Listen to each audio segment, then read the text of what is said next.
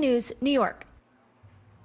And that is Nightly News for this Monday. I'm Hallie Jackson. Tom will be back tomorrow. Thanks so much for watching and have a great night.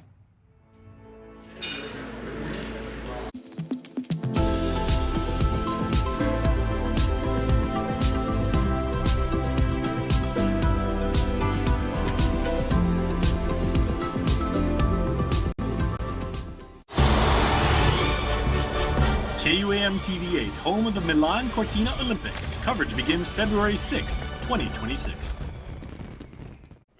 KUAM News headlines are presented by Calvo's Insurance, protecting Micronesia for 85 years. Matson and the Adai Itano program. Apply at matson.com and McDonald's of Guam. I'm loving it.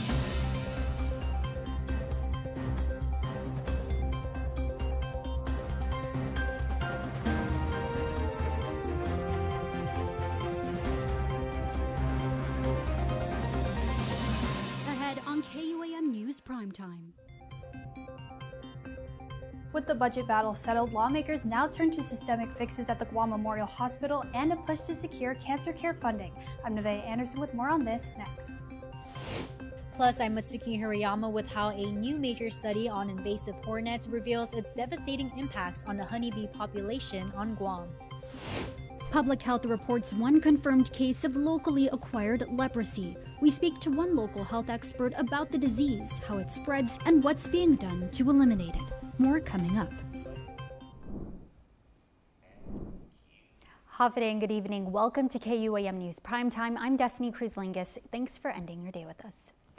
With the veto override behind them, lawmakers are diving into the rest of the session. What's at stake now? The future of Guam's only public hospital and whether cancer patients get the support they need. Nevaeh Anderson reports.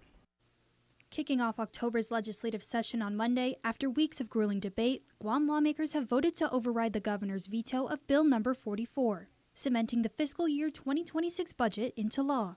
For supporters, it was about duty and financial discipline.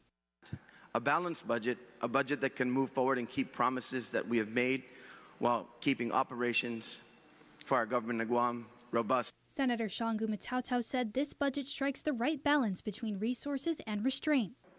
Mr. Speaker, in Bill number 44-38, not only does the government's spending policy for the new fiscal year provide the resources that is needed to deliver critical public services in health, safety, and education, it represents the legislature's pledge to prioritize long-term economic recovery over growing and already unsustainable bureaucracy. But the heart of the clash was over the 1% reduction in the business privilege tax, taking the rate from 5% to 4%, which will cost the government of Guam an estimated $80 million in revenue over the next 2 years. Senator Therese Terlahi argued it's the biggest businesses that will actually benefit the most. The data from the Department of Revenue and Taxation shows that the bill disproportionately benefits largest businesses, not the smaller ones, that make up most of Guam's economy. And it abruptly reduces the government's ability to care for all of our people's needs in health, education, public safety for the next 2 years at a minimum. And if we really wanted to help those smaller, struggling businesses that are currently paying 5%, there were several proposals. An excellent one by my colleague, Senator Perez, one that I proposed myself, where we would tier the system so that those true, smaller, struggling businesses would be rated under a different cap. Senator Sabina Perez questioned whether savings would ever trickle down to local families.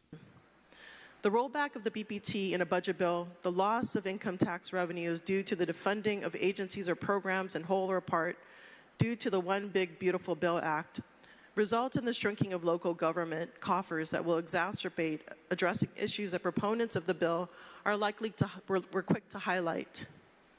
There are no guarantees that this money will be reinvested in our island to support a more resilient economy or lower the cost of living by passing on the savings to the consumer, which will drive the demand for more government services. And Senator Chris Barnett issued a blunt warning. This budget bill is a death sentence for the Guam Memorial Hospital. It's a disaster for the Guam Department of Education. And it's a shortchanging of the people's hard-earned tax refunds. Despite these objections, the override passed 11-4. Governor Luliang Guerrero fired back, warning that Republicans, quote, chose their contributors over their constituents. She called the BPT rollback, quote, an $80 million gift to the largest corporations. She also pointed to Moody's warning of a possible negative credit action, raising the risk of higher borrowing costs for Guam. With federal aid running out and a U.S. government shutdown looming, the governor says this budget leaves Guam dangerously exposed. But the session didn't stop there. Senator Therese Terlahi reintroduced her measure to explore a public-private partnership at the Guam Memorial Hospital, arguing it should be included in this session's agenda as it has broad support from the community and could finally stabilize hospital care. The former GMH medical director advocates for a PPP using his own experience as the former lieutenant governor, where he learned that, quote, government-run healthcare fails, not because of dedicated frontline workers, but because of systemic mismanagement. Her motion failed. Another proposal gained momentum. Bill number 1 by Senator Tello Taitagui, which aims to ensure no less than $4 million a year for the Guam Cancer Trust Fund. Given our history and the ongoing crisis of cancer that claims so many lives, this bill is about justice. This measure ensures that no less than 15% of the Healthy Futures Fund, or $4 million annually, whichever is greater, Mr. Speaker, is dedicated to the Guam Cancer Trust Fund. She tied the measure to Guam's history of exposure, from Agent Orange and nuclear fallout to contaminated. The GCTF has already cost lives. How many lives were denied that chance to fight? From the FY19 budget until today, this body has underfunded the Cancer Trust Fund by a staggering $19 million. Senator Perez added some crucial statistics to the discussion, saying that according to the 2022 Guam Cancer and Health Disparities Report, there were 1,587 new cancer cases and 86 cancer deaths over a 5-year period. And the majority of the cancers was caught at late stages or could not be staged at diagnosis. So many of our families, because they lack the funds, do not seek help when it's treatable. The legislation has also gained unanimous support by the Guam Youth Congress through their resolution. Bill number 1 has now been moved to the third reading file, setting up another crucial vote in the days ahead. Nevaeh Anderson, KUAM News. Well, District Court Magistrate Judge Michael Bordalio this morning has vacated the December trial date for 7 defendants accused in a nearly $2 million pandemic unemployment assistance fraud scheme. The judge cited the massive amount of evidence, about 1 million pages of documents, as the reason for the delay. Defense attorneys argued there was no way to be ready by December, with one noting it would take over 1,700 hours just to skim the records. The 7 defendants, Teresa Tenorio, Matthew Tapasnia, Frankie Roslin, Tina Sanchez, Kathleen Pareto, Winnie Jo Santos, and Marlene Pinaula, are accused of pocketing close to $500,000 in fraudulent claims filed between July 2020 and September 2021. All pleaded not guilty and remain out on conditions. Bordalio ordered attorneys to meet within 30 days to propose a new trial date. Another hearing is set for October 31st to check on their progress. And amid the Dildren water contamination crisis in Jigo, the Guam Waterworks Authority says only one well, Y15, is operating with elevated levels. In a statement, GWA General Manager Miguel Bordalio clarified, quote, previous reports from various government and media outlets have reported 2 operating wells with elevated Dildren levels, which is an error, as all other wells operating in the northern and central water systems and water sources for the southern water system are not impacted by well Y15 and are providing water which remains below the Guam EPA interim action level for Dildren and in compliance with drinking water regulations. Bordalio added that GWA is working closely with the Jigo Mayor's office to provide both drinking and cooking water to impacted customers, and, quote, continues to monitor the entire water distribution system to ensure safe drinking water is distributed island-wide. As more information becomes available, residents can visit guamwaterworks.org for updates. Again, those with questions or concerns about water safety can call the Guam EPA Dildren hotline at 671-888-4342, available daily from 7 a.m. to 9 p.m. or visit epa.guam.gov for more information. Well, multiple invasive species slipped past biosecurity inspections aboard military vehicles shipped from Tinian. Ants, spiders, and even snails hitched a ride on Department of Defense Humvees on open flat tracks from the Northern Mariana Island and arrived at Guam's port on Monday morning. Guam Department of Agriculture Biosecurity Chief Christopher Rosario says the DoD vehicles should have gone through multiple levels of inspections at Tinian before departure and in Guam upon arrival. But Guam port safety officers were the ones to find the pests Monday night. It had basically gone through many loopholes in terms of the inspection process. There are many agencies involved with this, and it's just, I wanted to, again, leave that message out there that we all got to be cognitive of looking out for invasive species, whether it's inland, in Guam, and outside of Guam. Guam Customs and Quarantine Agriculture's Biosecurity Division and DoD Contractor Center for Environmental Management of Military Lands in Tinian were contacted to do another thorough inspection and spot treatment. Rosario says the ants have been confirmed to be yellow crazy ants, but the spiders and snails have yet to be identified.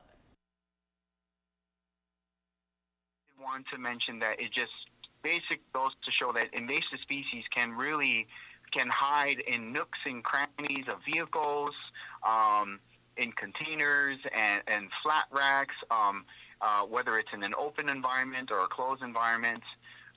We just need to be a little bit more vigilant in detecting these invasives. Meantime, local media reports show Tinian leaders have been raising concerns over invasive species amid increased military activities on the island. About a week ago, their customs and biosecurity intercepted 2 venomous black widow spiders and eggs aboard the vessel APL Islander in Tinian. But Rosario says while still unidentified, these spiders are not black widows. And Guam is making its mark in the scientific community with a new study that reveals the devastating invasion of the greater banded hornet and its impacts to the local honeybee colonies. Local beekeepers and Guam state entomologists have warned for years that this hornet was a threat, and now research shows just how serious the impact is. Mitsuki Hirayama reports. A new study published this week in peer-reviewed journal PLOS ONE reveals just how devastating the greater banded hornet is for Guam's honeybee population. Researchers tracked hornet activity over nearly a decade, confirming that the hornet has become firmly established on the island since its first discovery in 2016. In peak years, up to 12% of honeybee colonies are wiped out. The hornet hunts throughout the year in coordinated attacks, posing a serious threat to both local agriculture and the ecosystem. Christopher Rosario, Biosecurity Division Chief at the Guam Department of Agriculture and State Entomologist, is the lead author. The key study of this paper was really to show the impact of greater banded hornet on Guam to the beekeeping industry. And hornets all over the world right now, actually hornets are spreading globally, and it's due to increased shipping trade between countries, and these hornets will hitch a ride. I mean, all it takes is one queen to hitch a ride on an empty cargo, or on an empty container, or pretty much on a pallet. Rosario says the study is especially important as Guam is a major transportation hub in the Pacific, connecting other Micronesian islands, the U.S. mainland, and Asia. Guam has long experienced accidental introductions of invasive species with devastating results, like the brown tree snake and coconut rhinoceros beetle. Because once Guam gets, generally what happens is once Guam gets an invasive, it doesn't take that long until that invasive spreads to Hawaii. Guam got coconut rhinoceros beetle in 2007. and then proceeded to move on into the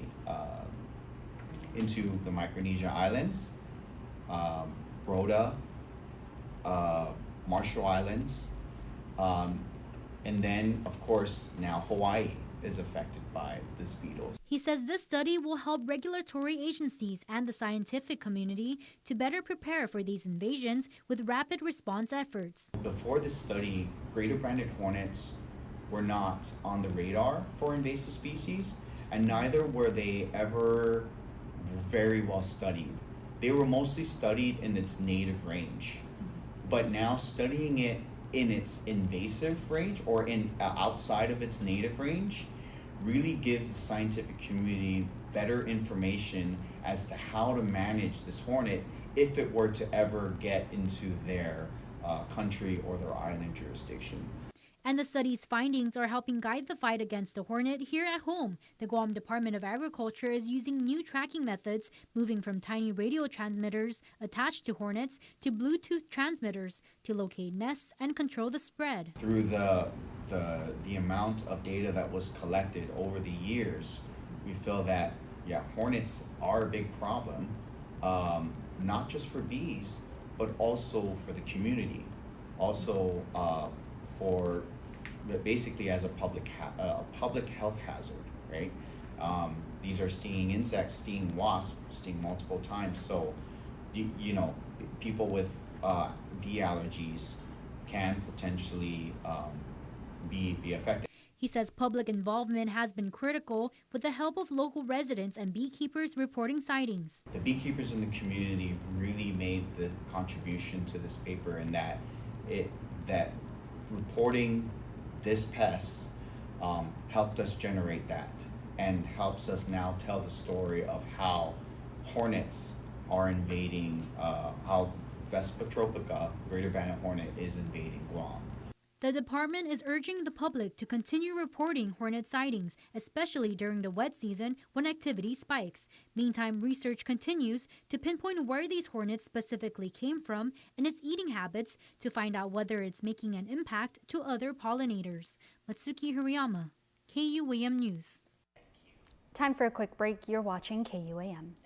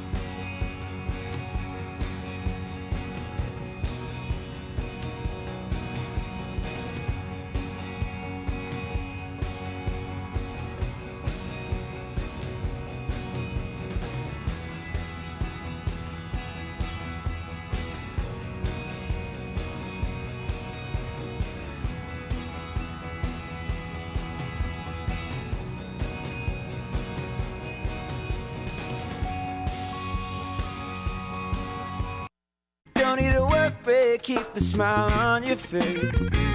The moments you can't replace, and I'll be around. Whoa. You can count on me. You can count on me for life. Wherever life takes you, we're always here for you. Calvo's Insurance. Count on us for life. Win one championship, you're celebrated. Win twice, they call you a hero. 3 times, they say words like legend and dynasty.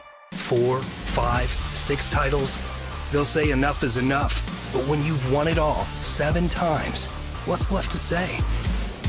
The trophy speaks for itself. Introducing the full lineup of Ram trucks. Ram, 7-time winner of Motor Trend's Truck of the Year.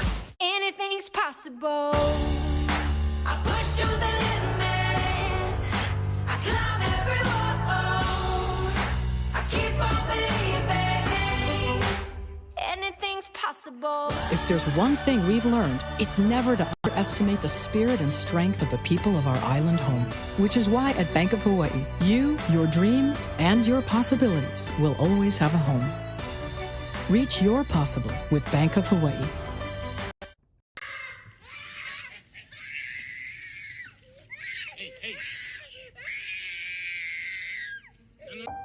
Sometimes parenting can be hard. What should I be doing? The Guam Early Learning Council includes partners who can provide you with early childhood services and supports. We are here to assist.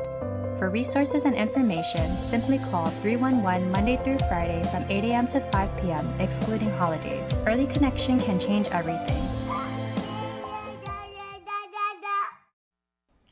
Welcome back to Primetime. On Sunday, September 28th, TSA officers at Guam's International Airport shut down a security checkpoint after finding what looked like a live grenade inside a traveler's carry-on bag. The area was evacuated until an explosive specialist confirmed it was inert, meaning it could not detonate, but still appeared real. TSA's Federal Security Director for the Pacific, Nanea Vasta, praised her officers for their vigilance in protecting the traveling public, stressing that even replicas of explosives are banned in all baggage. She reminded passengers that one prohibited item can cause major delays for everyone. And in other news, the Department of Public Health has confirmed a locally acquired case of Hansen's disease, better known as leprosy. Though often thought of a disease of the past, it still lingers today, occurring in more than 120 countries with around 200,000 new cases reported each year. That's according to the World Health Organization. We speak with a local health expert about how it spreads, whether it's curable, and ongoing efforts to eliminate it altogether. It's one of the oldest diseases known to man, with a history dating back thousands of years. Leprosy, also called Hansen's disease. On Tuesday, the Department of Public Health and Social Services reporting one confirmed case of locally acquired Hansen's disease. Public Health also confirming the TB Hansen's disease program are continuing case investigation and coordinating with healthcare providers to ensure early detection of possible cases. And despite common misconceptions, Chima Mbakwam, program manager for the Guam TB Hansen's disease control program, says it is curable and not easily spread from person to person. 95% of people who get exposed to it actually do not get infected. One thing is that leprosy cannot be transmitted through casual contact or insect bites, So one thing is that you just have to be in prolonged contact with somebody that has the disease. And another good thing is that it is very curable. So when there's early detection, when you don't have all those disabilities, if you're able to catch it early, treatment is easy and quick. And we have the medication here at the TB Hansen disease programs. Hansen's disease is caused by slow-growing bacteria, Mycobacterium leprae and Mycobacterium lepromatosis, which can affect the nerves, skin, eyes, and the lining of the nose. It's actually prolonged close contact with somebody who has untreated leprosy via respiratory droplets. So when someone who has untreated leprosy coughs or sneezes, then the bacteria leaves the body and then someone can inhale it and then get infected. In some cases, the loss of sensation in affected areas can increase the risk of injury. It is not a highly contagious, it's mildly infectious. But the challenge is that between the time of exposure and the time of symptoms showing takes a very long time. And because of that, a lot of people do not know that they have the disease. So that's why most times when you see people with the disease, it's almost at a stage where they would have big patches on their skin. Symptoms can include discolored or light patches on the skin, painless ulcers on the soles of the feet, or enlarged nerves, often around the elbows, knees, and side of the neck. Mbakwam emphasizes early detection is crucial. Treatment, which is offered free at the island's TB Hansen's disease program, uses a combination of antibiotics. Once treatment begins, which usually lasts 6 months to 2 years, patients are no longer considered infectious. The earlier you identify the disease, then the earlier you start treatment, then transmission is cut off and every other person is safe. And while leprosy is curable, MBAQUAM is calling on the community to remain vigilant, as an action plan to eliminate the disease is underway. The director actually signed the leprosy elimination roadmap for Guam. And the good thing about it is that that plan was actually made towards getting Guam to zero leprosy. So the plan is that at the end of 2030, Guam would have been free of leprosy. So now that we're seeing these locally acquired cases is because we are becoming more vigilant, making sure that we ensure that people get tested, they get adequate treatment. And with that in mind is for everybody to be rest assured that there's a plan. And that plan is for us to eliminate leprosy by 2030. As for testing and diagnosis, Public Health notes, quote, a trained healthcare worker can diagnose leprosy through a clinical evaluation that looks at skin lesions, sensory loss, and thickened peripheral nerves. To confirm the diagnosis, laboratory tests such as a skin biopsy or a slit skin smear can be performed. For more information, visit KUAM.com. And in other news, for the first time in several years and after much work by management, to return our island's most densely populated village, the People's Bank is coming to Dedido. Ground was broken today on General Ben Blas Highway right across from GRMC for Bank of Guam's newest branch, the 18th location overall for the locally owned financial services institution. So this northern branch is our commitment fulfilled. It stands as a symbol of our resilience, transformation, and our enduring belief in our people. For nearly 40 years, the communities of Dedido and Harmon have welcomed us into their lives. And now we return with a renewed vision, one that blends the warmth of personal connection with the power of modern banking. We're so excited. A couple years ago, we closed our Dedido and our Harmon location with the commitment that we would build back better and bigger. And we're fulfilling that commitment today to the northern community here on Guam. So we're super excited. A lot of people live here. A lot of people still like to come into the branch, and we want to make sure that we give them the opportunity to see us face to face and we get to make those connections with people in person. This new 6,250 square foot location will feature 3 drive-up ATMs, a 24-hour-a-day, 7 days a week accessible ATM vestibule with 2 additional walk-up ATMs, dedicated retail and business areas. A very touching moment also took place as the first batch of gravel was turned. Governor Lou Leon Guerrero used the exact same shovel that her late father, Jesus Leon Guerrero, used 52 years ago when he founded the bank. The bank projects opening the Dedido branch in 2027. And if you passed through Hagåtña this morning, you may have been met with a spirited wave in honor of Deaf and Hard of Hearing Awareness Month. Students from the Guam Community College's American Sign Language program gathered in the heart of the capital, holding signs that read, quote, inclusion matters and don't drown them out. And the conversation doesn't stop there. Tune in to our upcoming episode of the KUAM Podcast Network's Off the Record, where we sit down with longtime educators and advocates, Kirsten Rosario and Kevin Lazama Regis, to talk about language access, breaking down barriers, and how we can all do more to support the community. More on Primetime when we return. Get ready, Guam! Kmart's turning the big 3-0, and this anniversary celebration is bigger than ever. Free prizes, big raffles, hot deals, oh, the party's everywhere at Kmart. From pantry staples to daily essentials, save big with new low prices.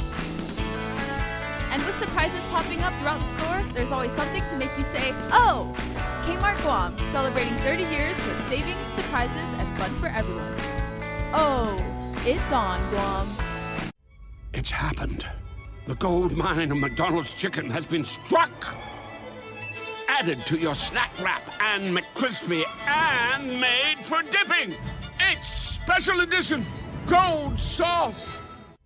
It's happened. The gold mine of McDonald's chicken has been struck.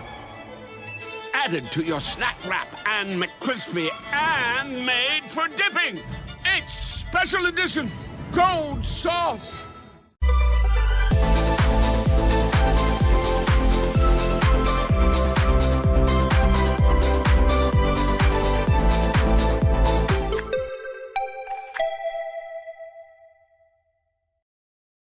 Welcome back to Primetime. A breakthrough in a cold case in Texas, the murders of 4 girls at a yogurt shop in Austin, the focus of a new HBO documentary, and now police using modern DNA testing, saying they've been able to identify a suspect in a mystery that's haunted the city for decades. Decades after an infamous murder case went cold, police in Texas say they've made a significant breakthrough. 4 teenage girls bound, gagged, and shot in an Austin yogurt shop. The store then set on fire. The gruesome crime, now known as the yogurt shop murders. 34 years later, Austin police say they've identified the suspect as Robert Eugene Brashers using a wide range of DNA testing. He died by suicide in a separate incident with police in 1999. The discovery comes just weeks after HBO put the case back in the national spotlight with a new series on the murders. I don't think the trauma ever loses its potency. Highlighting the families and their lingering pain. It's very frustrating not having answers. It has consumed me. The families of the victims, Amy Ayers, Eliza Thomas, and sisters Jennifer and Sarah Harbison, left with little closure for years.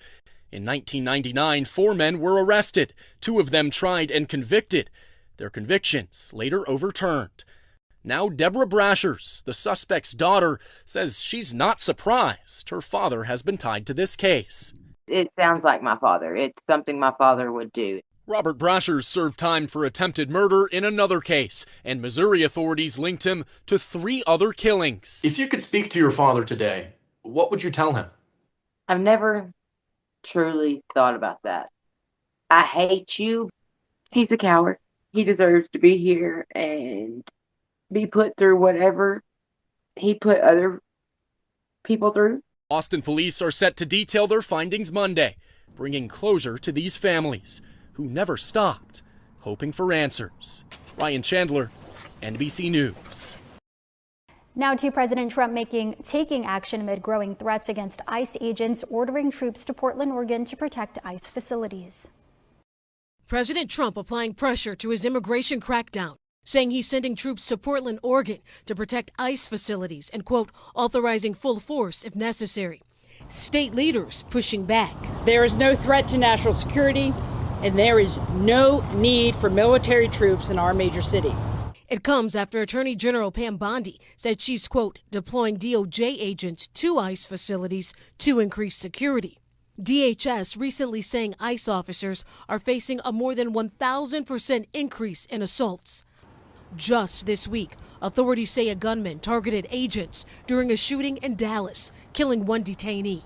Bondi issuing this warning. Anyone who threatens or assaults our federal officers will be arrested and charged federally. In Chicago today, no hate, no fear. Immigrants are welcome here.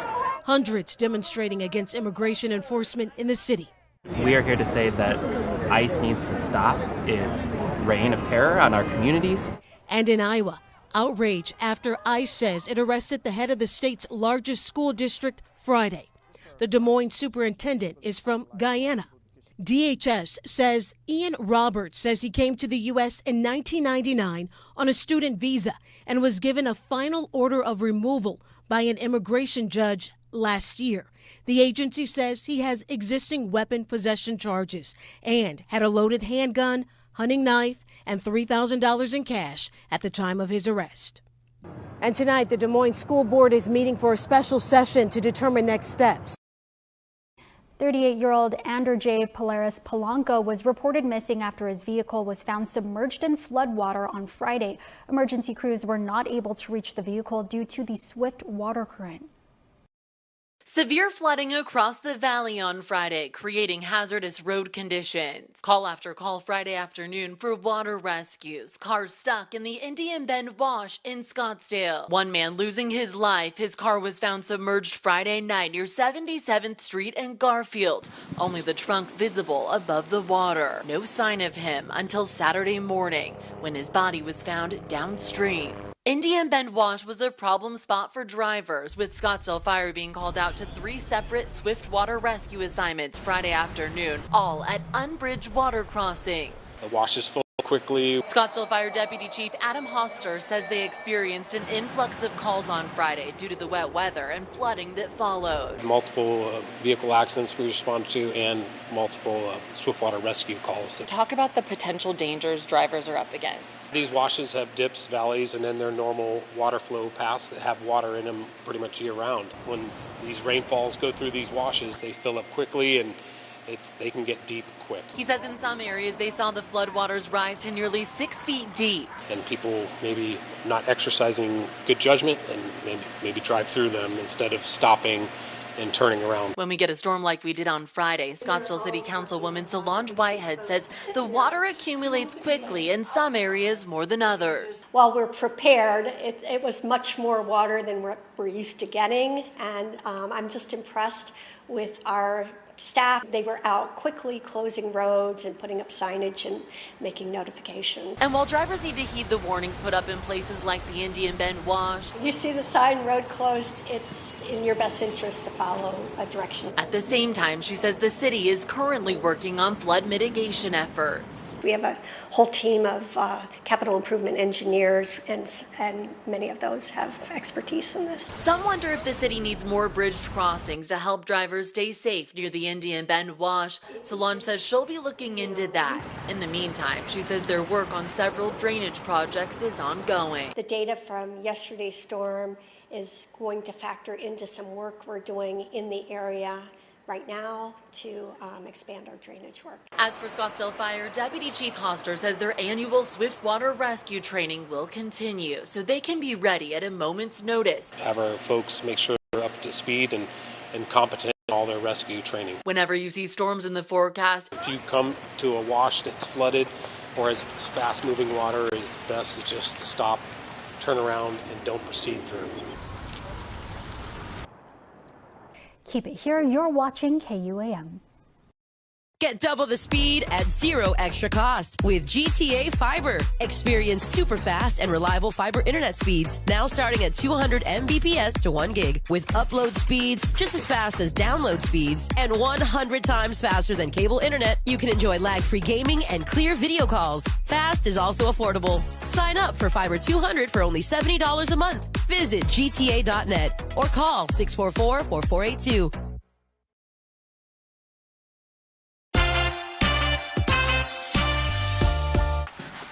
I thought you worked in his house. Oh, I'm wherever he needs to fuel up. Oh, Cantina chicken burrito. Thanks, Todd.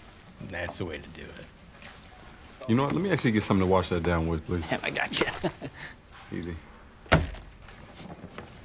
Appreciate it. You've made a powerful enemy, Todd. I didn't mean to.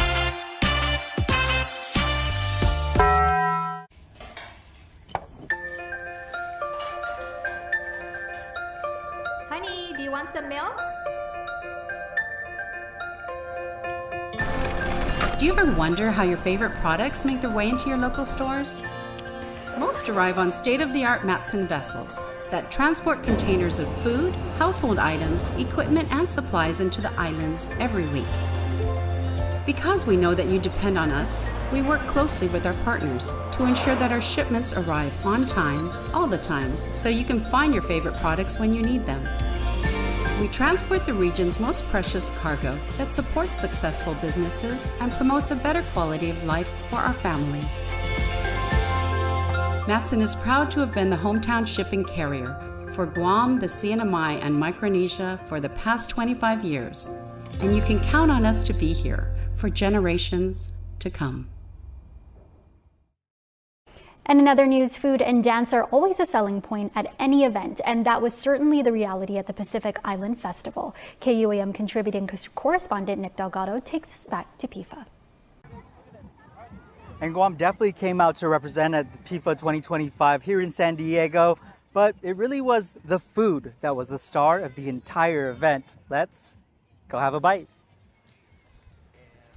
Red rice, barbecue, and Kelaguen.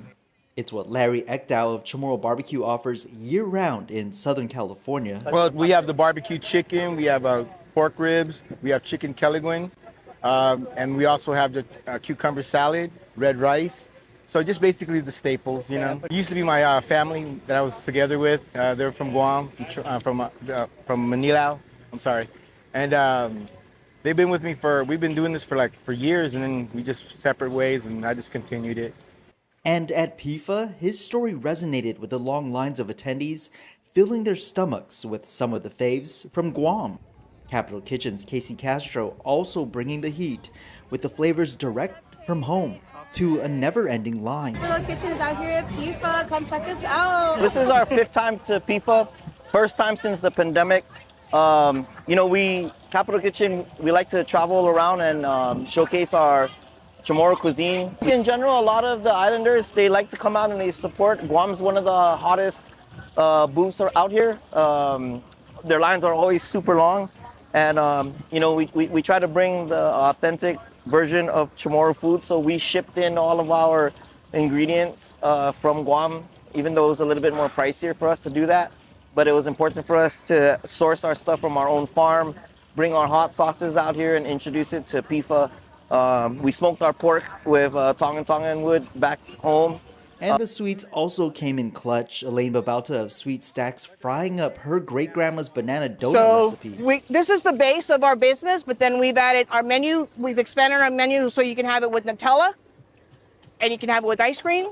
And then we also have like the ultimate where you can have it with ice cream and Nutella in it. Chrissy Iglesias of Mila also showcasing her cookies at PIFA. I'm starting a gourmet cookie dough company out in Washington, D.C., and I really wanted to bring the flavors of Guam to the everyday consumer. My whole concept was bringing those island tropical flavors to the everyday person who wants that sweet treat but may not be able to have it whenever they want. So my goal is to bring cookie dough into everyone's freezers to have and bake whenever they want it, whether it's just for themselves or to have with a friend or a family member. So that's where I'm bringing the name Mila for Mila Tef Boca, really representing the island. I'm Marissa Kelly. My business is the Kind Boutique. It's our first year at PIFA. So we have all your Guam favorites. We have Meiji chips, we have risketti, we have Goodzeria, we have pickled papaya daigo. We have Doni Denancy, we have local vendors, we have lemon powder, asparagus sticks, and then we have a whole bunch of Guam novelties. From the eats to the stage, Guam was a hit at PIFA.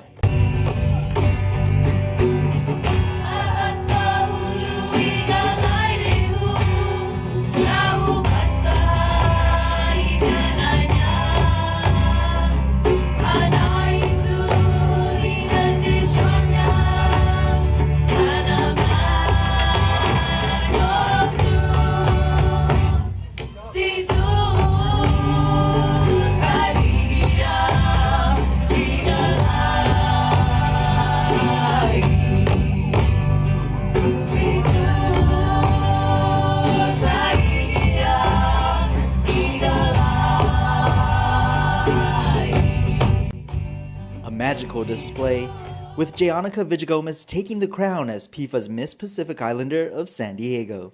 Everyone is like a huge family. All the Pacific Islanders are basically a huge family, and this PIFA allows all of the Pacific Islands to get together, get to know each other, and grow in community. This teen also ready to visit Guam for the first time in the new year. Viva Chamorro! Viva Chamorro! And Viva PIFA! For KUAM News, I'm Nick Delgado. Now for a look at your world at home. Here's a coastal view from the village of Tumanin.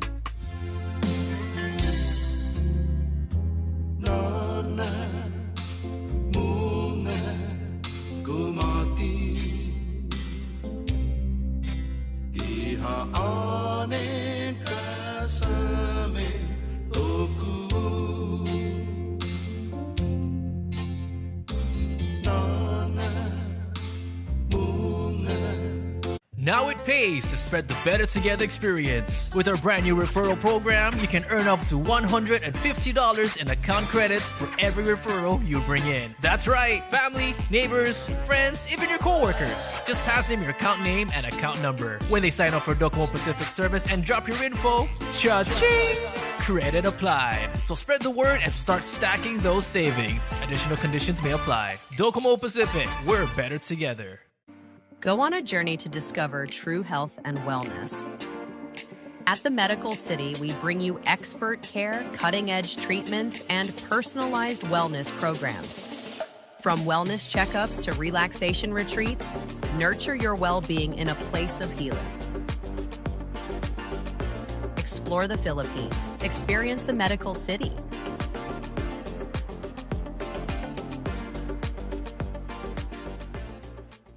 Now, for a limited time, get our largest pizza at our lowest price. Just $9.99 for our classic New York-style pizza. It's 30% larger than our large, and at only $9.99 for carryout. Don't wait. Order now at your Island Pizza Hut.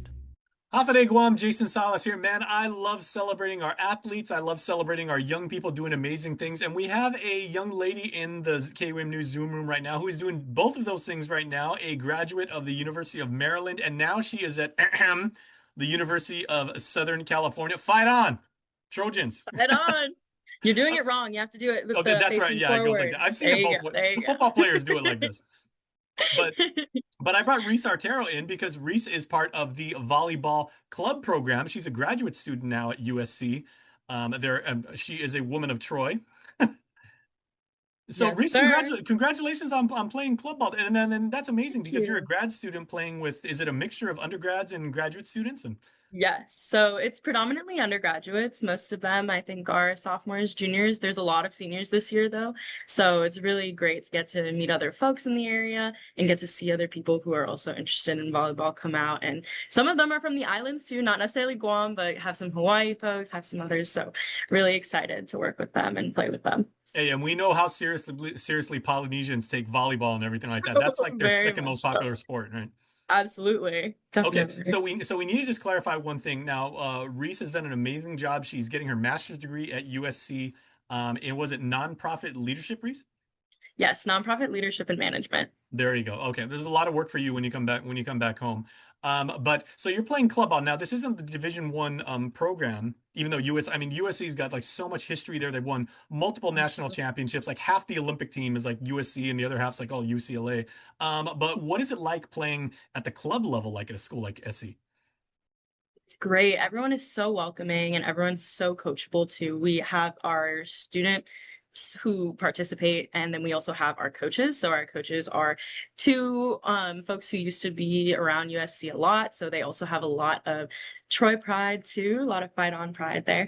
So it's really nice to talk to folks from different programs too, who all play different positions, who've grown up in different areas. We have girls from Canada, we have girls from Hawaii, we have girls from SoCal. So it's really different to kind of hear how they play. Sometimes the calls will be different. They're like, I've never heard of a 60 before. I'm like, oh, well, it's this. And we're all just trying to get acclimated to each other. So really great that we've got to start, but the season is the whole year. So we still have a long way to go. And I actually have a team bonding event later tonight with them. So I'll get to hopefully hear a little bit more about them. Very nice. Now, even though it's not, like you don't have to, you're not under the NCAA Division I program, you still get, school swag like all the time. You still travel, you still represent, USC and teams. What's your season like, and how many games and how long does it last? Absolutely. So we have one preseason tournament in November, I believe. And then we have about 6 or 7 tournaments in the spring. So we mostly spend the fall kind of prepping up our defenses, offense, working with each other. And then once we get into the spring, that's when we start traveling more. So some of the tournaments that we play in are in San Jose. We have one in Vegas. There's nationals in Arizona. Those are just a few of them. Some of them don't have confirmed locations yet, so I'm not sure exactly where some of them are. But a lot of them, for the most part, are on the West Coast, and we just travel as a team. And depending on which part of the team which team you actually play on, there's like Cardinal and there's Gold.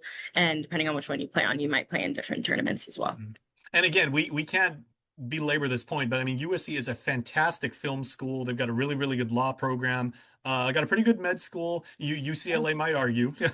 But as far as volleyball tradition, that school is almost second to none. I mean, for a really long time, through the 70s and 80s, again, there was like there's so much USC pride tradition. What is it like to actually walk in those halls and to be able to see and know that you're sharing the same space of like some of the greats of the sport played?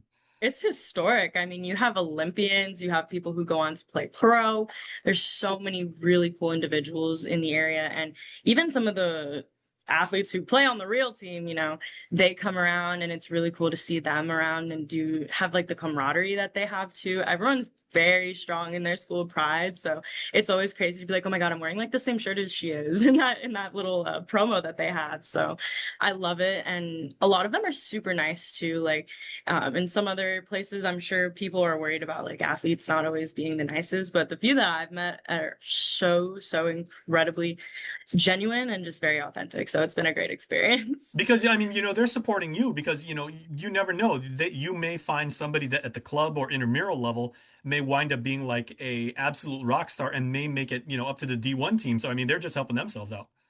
Definitely. I mean, even in just open gyms, not even necessarily in club, like I've been to the open gyms where the UCLA setter is coming out to play with just a bunch of randos, you know, so it's always a really cool community to see that people are so willing to, you know, play with others and kind of just have that community that I think is a little bit hard to find in certain areas that don't have volleyball. And you have now had experience collegiately as an undergrad, again, at the University of Maryland out there in College Park, and now in LA for USC. If you had to pick one, Reese, between a Terp or a Trojan, and granted, you're in LA right now, so you better choose your words carefully. Yeah, you're going to get me in trouble with that question. I do have to say, I think my heart right now is with USC. I do love Maryland, but I think the tropical weather girl in me, being an island girl, kind of leads me a little bit back to the palm trees on the West Coast. But, and it's also closer to Guam too, so it's a little easier to go visit family or have them come visit me. And my sister goes to school in California too, so it makes it a lot easier. But I do really, so far, love USC. That's really, really cool. Okay, and so we'll split the difference. So we say, you know, your heart is with USC. You're there right now. You play for USC. You study there. But in Maryland, they got really, really good crab cakes. They do. They do have really good crab cakes. Old Bay on everything, for sure. Okay, let's talk about like what was the tryout process like, and what position do you play, and what number do you wear on your jersey? Absolutely.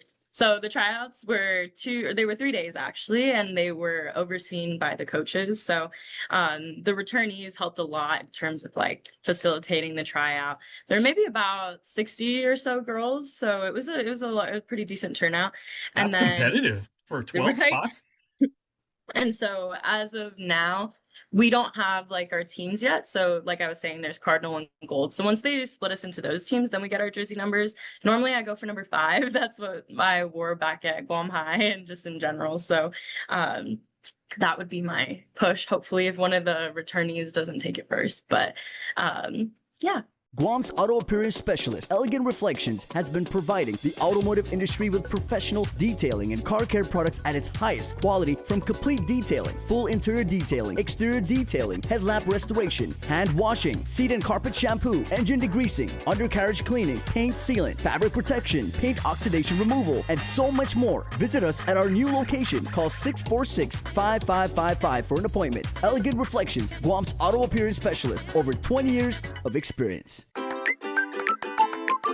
Giving Every Tuesday is brought to you by Raising Cane's Chicken Fingers. One love. Half a day, everybody. It is a very special time because, you know, earlier before the school year started, we here at the KUAM Care Force and our friends with the Foundation for Public Education and our friends at Raising Cane's, we had this back-to-school donation drive. And with your help, we raised a bunch of money and we got some amazing supplies, which, Maria Leongaro, we are really going to do some good for kids. Absolutely. I'm sure that all of these donations are going to go to great use, and it's going to really help out a lot of kids that are very deserving. So thank you so much to KUAM Care Force and Raising Cane's for partnering with the foundation on this amazing program. All right, absolutely. And our friend David Martinez is here. He is the GM of Raising Cane's. And Dave, I know you know better than anybody. You know, you say you get a lot of kids who come by your restaurant like after school. You're literally fueling them to be their very best. And this is yet another way that your company can do that.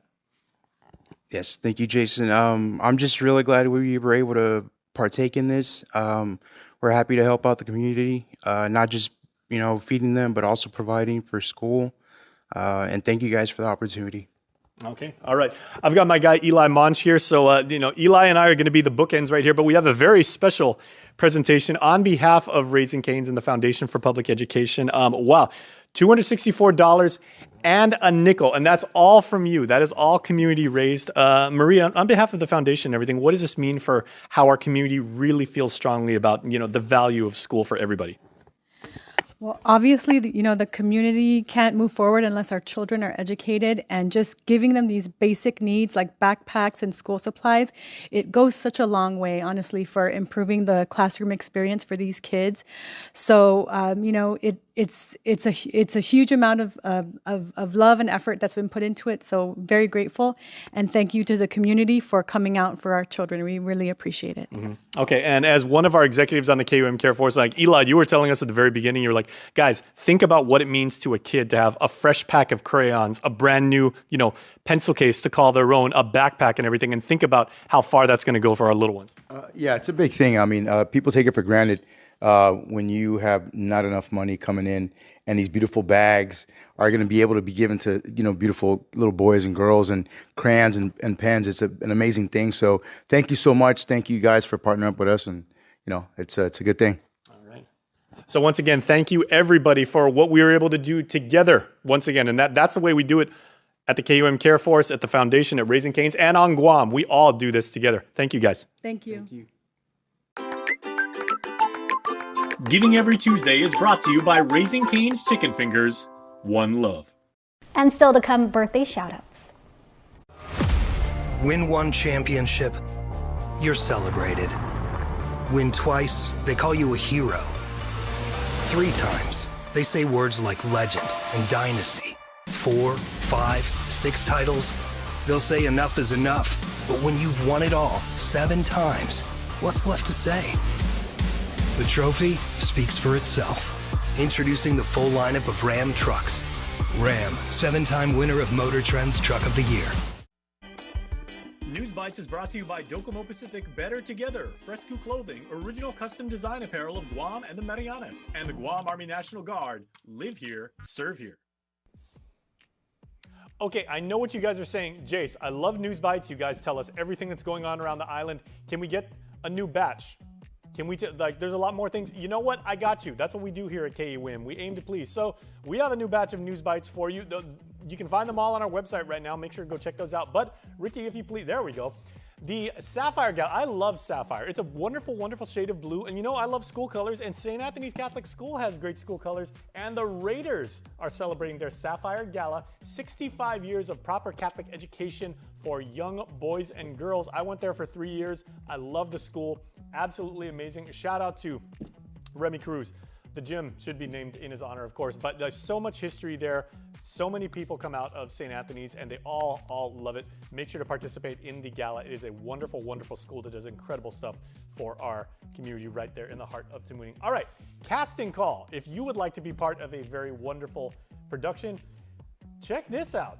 Hey, the communications department over at UOG, shout out to you guys, because you guys are